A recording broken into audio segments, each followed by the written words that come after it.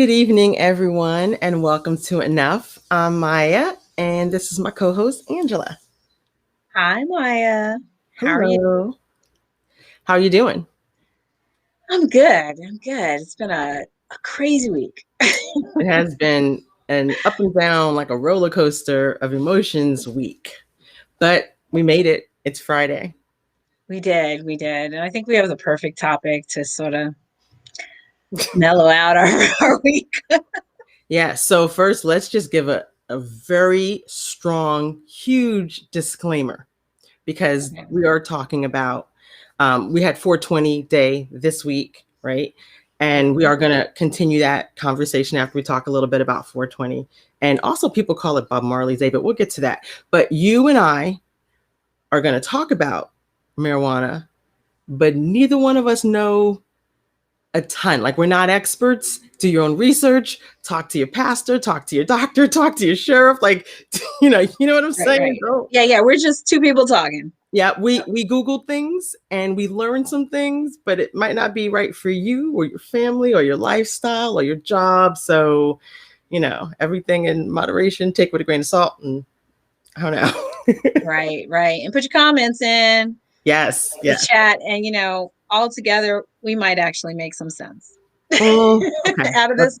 It's going a little far. But Yeah. so what's up with 420 Day? I've never really understood it. So we did Google it this week, but I guess Yeah. the kids are like, oh, it's 420. And then also people are saying it's Bob Marley Day. And I am married to someone who adores Bob Marley. So when you said, oh, because he was born on 420, I knew that wasn't right. So what's the deal Yeah. about 420 Day? I so okay. So we Googled it, and this is how I found out. But let me tell you how I originally found out about it. I was teaching high school, and the students, assuming because I have locks, I smoke weed. I guess I don't know. I'm Rastafarian. I don't know what it is, but they wanted to talk to me about 420, and they called it Bob Marley Day. And so all this time, I love Bob Marley, and I was like, I don't. I mean, I know he smoked weed, but that's not all he was about. I'm like your husband. I adore Bob Marley, but didn't know his birthday. So it turns out 420 is not his birthday. He's born in what, February or something? I Yeah. don't know, a whole other month. So, and it turns out that 420 is the time that some kids, high school kids in California, would get out of school and smoke weed. Yep. And somehow that became a day. Yeah, they would walk through the high school and they would just say 420, 420 in the hallways, and that was when they would have that day to go meet at some location and do their thing. You know how California is. So I mean, I lived in California. I'm not going to I'm not going to characterize everybody in California that way, but those kids, they had their thing. You know what I'm saying? They weren't the only ones, but they actually made it into now probably an internationally known uh, thing. So yes, and happy so 420 for those who celebrate. I don't. So on my social media, I think I saw one mention of 420. So it just went over my head until you mentioned it the other day. But when I was speaking with my young friends, because I do have young friends who are millennials, they were just like, "What? Like no one's." We saw like 20 posts, or everyone's talking about it. I'm like, "Well, not my generation, or maybe Yeah, that's not my true. friends." I don't know. Yeah, and in fact, my kids did not want me to talk about this because they know I know nothing. So when I mentioned it, they were like, "Just please don't don't embarrass me." So Clearly, the young world knows about this. I know they know more than us about everything. So I'm not. I'm like, God, why did you even let these kids get born not adults since they know more than we do? But whatever. That's like a different show. Right, Um, right. so the reason why we're talking about marijuana is because Governor Northam, the governor of Virginia, Mhm. signed into law yesterday, was it, or the day before yesterday? On the 21st, actually. He didn't do it on 420 days. So it was the day before Yeah. yesterday. He signed into law making it legal to possess marijuana. So that is a big deal. I think it's like the 18th state or the 20th state. And I mean, it's a complete reverse course. 16th, it says 16th state, but that's Oh, a lot. okay. It's a lot of states. and it's like, obviously it's catching fire, this Mm-hmm. this legalization of marijuana. So whether you have experience with it or not, definitely you need to know about it, because it's about to become a major commercial enterprise. Um, and, obviously it's going to have we have a new recreational drug that is legal, a legal recreational drug, right? So Mm-hmm. it's going to have some impact on the culture nationally, I would think, right? Absolutely. Yeah, absolutely. So let's talk a little bit about that law. Yes, Hmm. I know you did your research. Well, I did a little bit of research, not too much. So don't put too much on me here. Okay. So let's talk about when we talk about legal possession, right? We're talking about legal possession is less than an ounce. This is Virginia, by the way. I'm not talking about other states, but in Virginia, um, and this starts on July 1st, that you can possess less than an ounce without any penalty. If you have between an ounce and a pound, which we talked about that. That seemed like a lot of money. A lot of weed. I don't know, Yeah. but anyway, a pound sounds like a pretty heavy amount. But anyway, between an ounce and a pound, then it's like a misdemeanor fine or something like 20 something dollars. I don't know, but something low, $25 fine. Now it jumps up, a whole lot from there. If you have more than a pound, then it is a felony. Um, and it can have up to 10 years in prison and 200 or $250,000 fine. Now, I think it was really interesting because still in my head, I'm like, a pound is, Mhm. a pound is a lot, but a pound isn't heavy, right? In my head. But then when you said, can you imagine a pound of leaves? And, I live on 2 acres. I have a ton of leaves. And I'm like, oh, that is a lot of weed. You know what I mean? Like, not that I would know. Ground up But leaves, not even just leaves, right? Ground up leaves. But so then yeah. here's the problem though. Okay. So one of the problems with that is that possession amount. If you are also allowed to grow it your own. And one plant could yield that much. That's So very true. if you were so you could be in possession of more than a pound just because you have 1 to 4 plants. So I guess Um, that's not in, I guess they're not going to stick to that in your house. I don't know. That's actually a really good question that I haven't heard anyone come up with that question before. So I'm thinking if it was in your house and you were, I'm not a farmer, but you were like yielding your crop, I don't know what you call it, then yeah, you could legally be in trouble. But I would assume if you were growing it and you were on your property, that would not be a problem. yeah. So Um, yeah. So what do you think about that though? I mean, do you think that pound, besides that being, an area of ambiguity, I guess, in the sense of how would we know, how would they be able to regulate and police a pound versus a pound and 3 plants, um, in your own property. Um, yeah, I and guess this means don't allow the police in your house. yeah, but we know how that happens. So like, traditionally, uh, in in marginalized communities, there could be any number of reasons why the police would be in your house. You're not getting in mine if you don't have a search warrant. Searching your stuff. Yeah, yeah. Well, you and I, we live in communities that we probably don't have that problem, but a lot of us do live in Mhm. communities where that happens. So, so that could potentially be. I just think with anything, with any new law, we always understand that the criminal justice system being what it is and being not equal, we Mhm. always have to be on our, you know, we always have to be on our toes and seeing how it's policed. You I know, think that's a great point. I think that anyone who is considering using marijuana now because you didn't use it before because it was illegal, or you didn't use it before because you just didn't care, or you've always used it, I think it's always good to know the laws. It's always good to know what's allowed, what's not allowed, so you don't mess yourself up. Because when you get one of these possession charges, it can mess you up. You can lose the ability to get social services. God forbid you lose your job, or you need food stamps or something, or Absolutely. pandemic hits, or you need to be on Section 8. Well, um, certain charges, not just this, but just other charges running with the law, you can't use social services. Some universities will take your ability to go there away. So people need to look at the law, find out what it says, how you're allowed to behave with the marijuana, how you're allowed, can you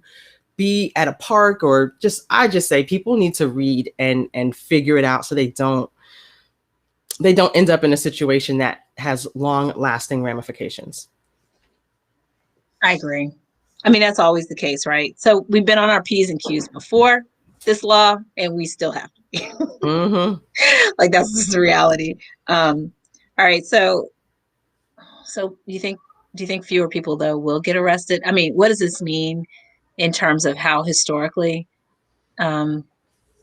this has affected our community or marginalized communities?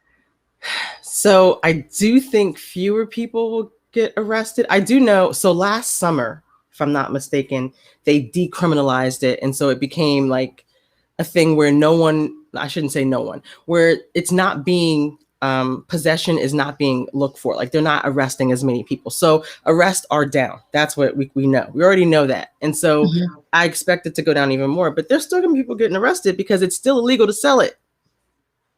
Right? It does not become a commercial entity or commercial business until 2024. And I think that might be January 1st. I'm not sure. But so you can have it, but now how will you get it?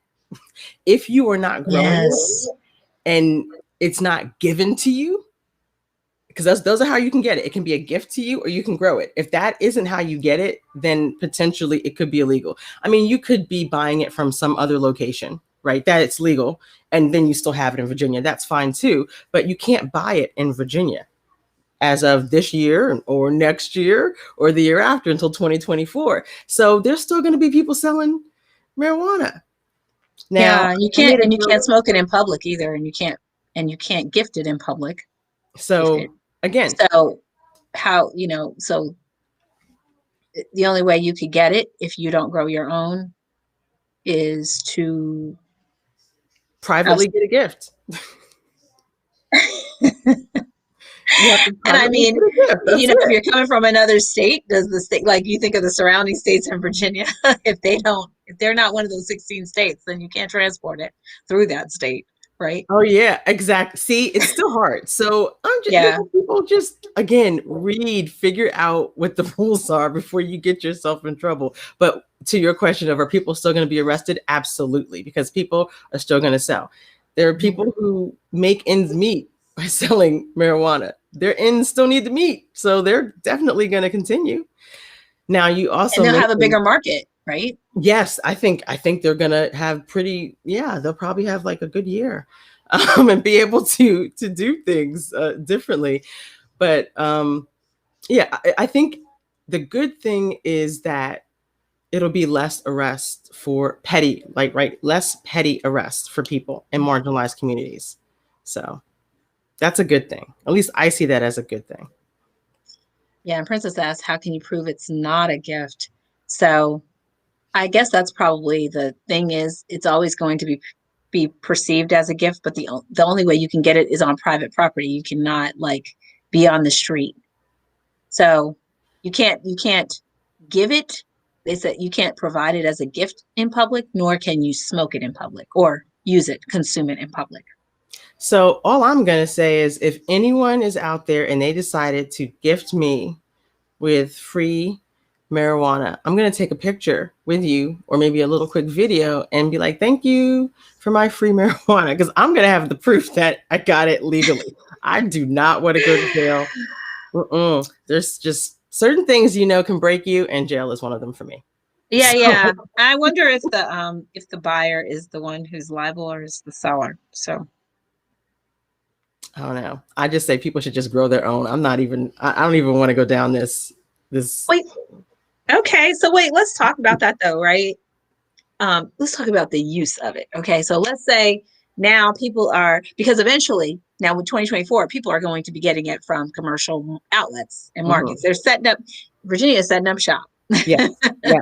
Right. So eventually people are going to be going to stores and getting their weed like they got their cigarettes or whatever else, alcohol, other recreational, free, legal or recreational drugs.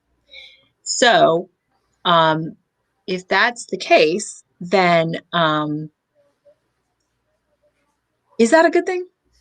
You know what? I just saw Frynchie's comment, which really freaked me out. And I kind of almost didn't understand what you said because she said the video would not prove that no money was exchanged, which scared me. See, which is why, again, okay, you're right. I'm not even gonna accept the gift. So no one needs to ever gift me because I'm not gonna accept it.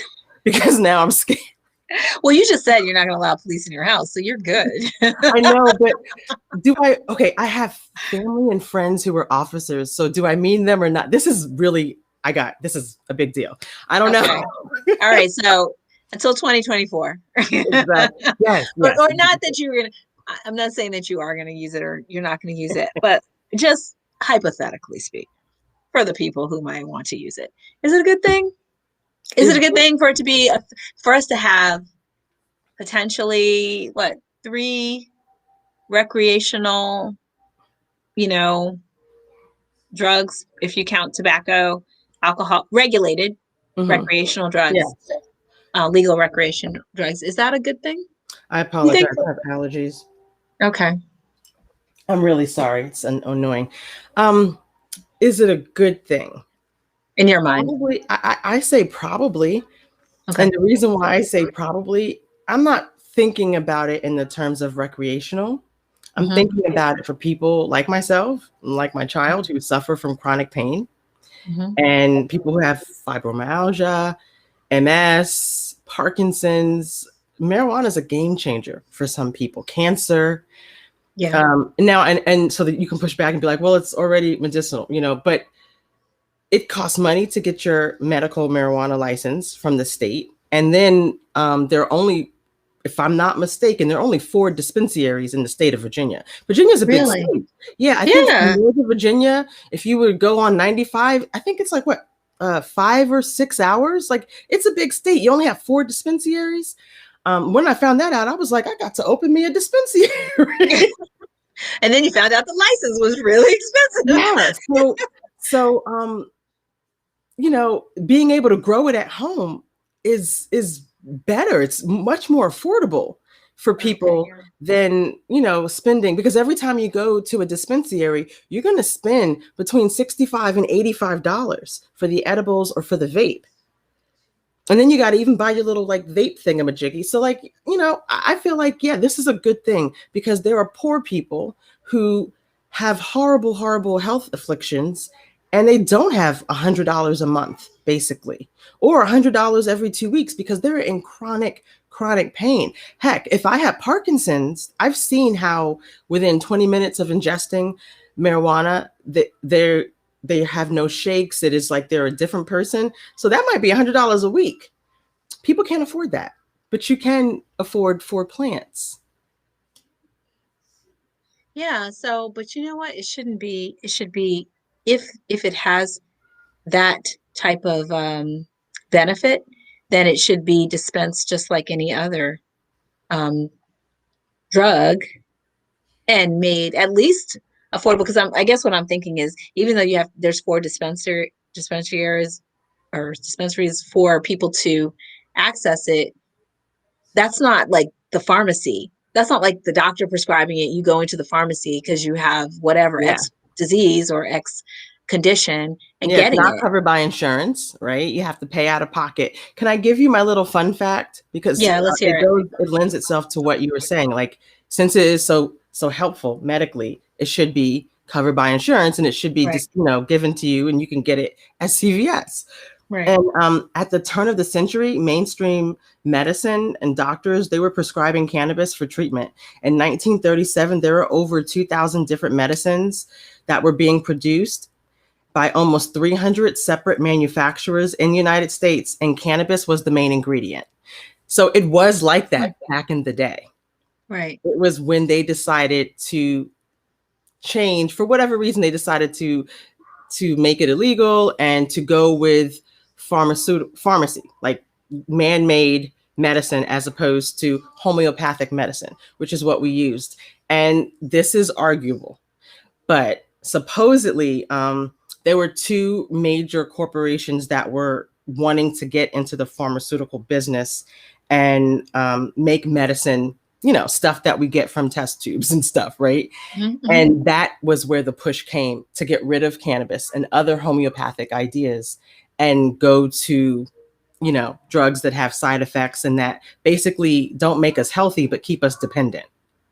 And so, it's a whole book about it, which, I was into, and I believe it. Like it makes total sense. So you're right. It should be prescribed by our primary care physician. It should be easy to get. It should be inexpensive, but it's not. And this law doesn't really change that, I wonder. Or will, do you think maybe, well, so here's the thing, right? Until it's nationally decriminalized, you're probably not going to find major pharmaceutical companies including it in as an ingredient in their Oh, I absolutely agree with you. You know what else? Until it becomes federal, the states, like you said, it was 16, the states that allow you to sell, which is Virginia's not one of them yet, but sell marijuana, they are not allowed to use the federal banking system. So, and I don't really know all the details of that, but basically what it means is that's why the dispensaries are all cash business, which is really dangerous. Oh, yeah, that's not great for the people who work there or even the customers. You can just get held up at any time. Which they're probably using Bitcoins. That's why they have security guards. Yes.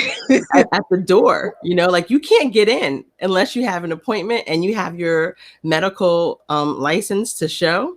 They won't let you in. But even if you get in, if you're a bad guy, you're going to take all that money. So you can't go in there with your ATM card or your credit card and get. You can.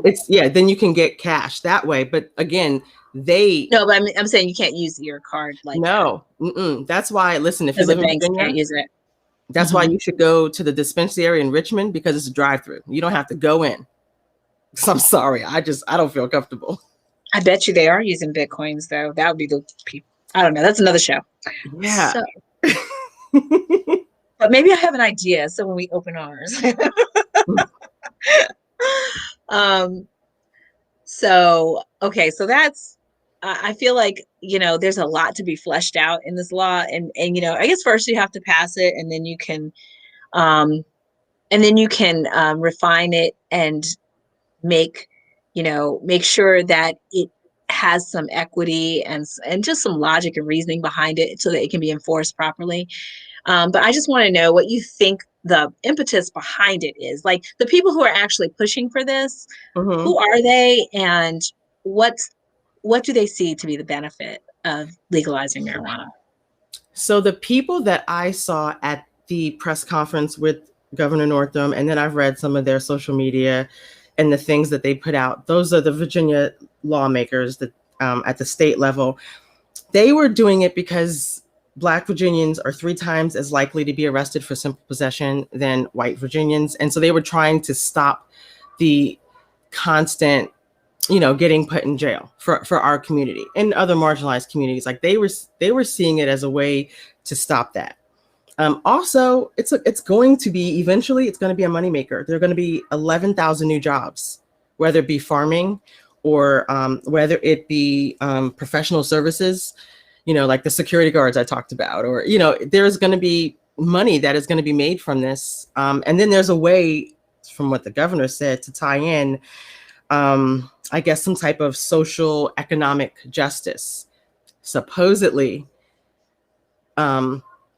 marginalized communities are going to have first crack at certain things like a farming license or to be able to open up a store. There's actually a commission, and I don't think I wrote that down. I wish I had, but there's actually a commission that will make it have opportunity for all Virginians, but giving preference to, again, the businesses of the people who would have been impacted disproportionately. So I see it all as a pro, and everything in moderation, and everything can be bad for you. Too much ice cream, too much food.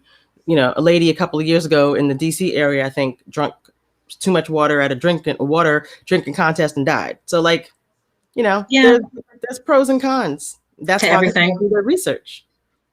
Yeah. Yeah, definitely do your research. I mean, I have my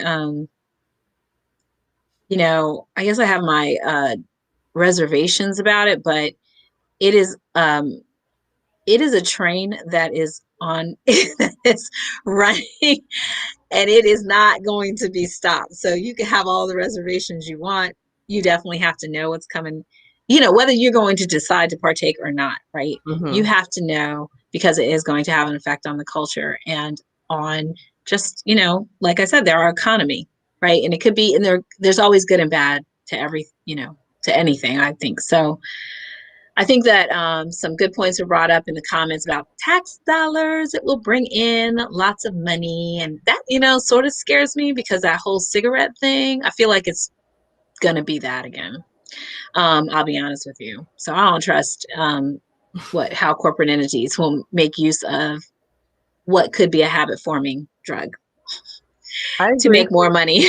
So that's what I would be the most, I think I'm more skeptical of that, of how it will be used legally. Um, but uh, since it is right now illegal on the federal level, and someone brought up about gun registration. I mean, driving, there are a lot of things in the bill about driving under the influence, and there's a lot, whenever you bring in something that is going to affect people's state of mind, right? Hmm. So we don't have the answers. I mean, I don't have the answers, but I I think mean, everyone should think about it. don't drive, don't weed and drive. That's Don't my answer. smoke weed, but you know what? Don't be around someone smoking weed, because you will get contact. So, Absolutely. like, it's, I don't know. There's other things besides smoking it. So there's the edibles. So I think, I think we have explored this issue. Probably it could be like several shows. Yeah, I was gonna say there's a ton of stuff we can say, and we can still go Yeah. on. I have a lot more marijuana fun facts, but we have to wrap up. So with this, I'm gonna say thank you so much for watching. That was the quickest 28 minutes. And we will see you guys in 2 weeks. Thank you so Thank much. you.